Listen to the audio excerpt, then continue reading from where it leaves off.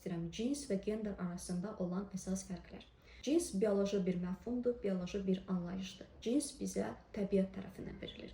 Yəni mən bir qadın olaraq və ya kişi olaraq dünyaya gəlirəmsə, məni başqa cinsdən əsas fərqləndirən cəhətlər daha çox fiziki və bioloji göstəricilərdir.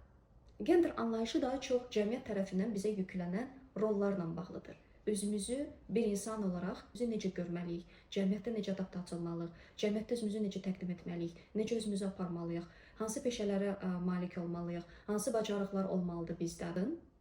Bəzi mədəniyyətlərdə çox rahat şəkildə ailəni özü idarə edə bilər, çox rahat şəkildə təsərrüfatı idarə edə bilər və bəzi mədəniyyətlərdə ona icazə verilir və bu xüsusi bir privilegiya sayılır ki, onun bir neçə partnyor olsun. Bəzi mədəniyyətlərdə buna qətiyyən icazə verilmir.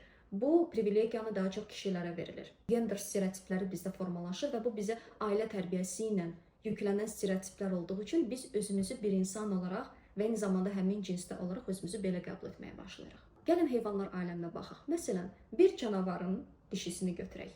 O Kanadada olsa belə, Avstraliyada da olsa belə, Azərbaycanda olsa da belə, Rusiyada da olsa belə, başqa ölkələrdə olsa da belə, onun funksiyaları eynidir. Çünki onlar üçün gender anlayışı yoxdur. Çünki gender anlayışı süni şəkildə insanlar tərəfindən yaranan bir anlayışdır. Azərbaycan qadını, Rusiyada yaşayan qadın, Avstraliyada yaşayan qadın, Amerikada yaşayan qadın, onlar özlərini çox fərqli cür görürlər və qadın anlayışı da onlar üçün fərqli mədəni kodlarla bağlıdır. Yəni bu kodlar, genderlə bağlı olan kodlar daha çox bizim mədəniyyətimizlə formalaşır.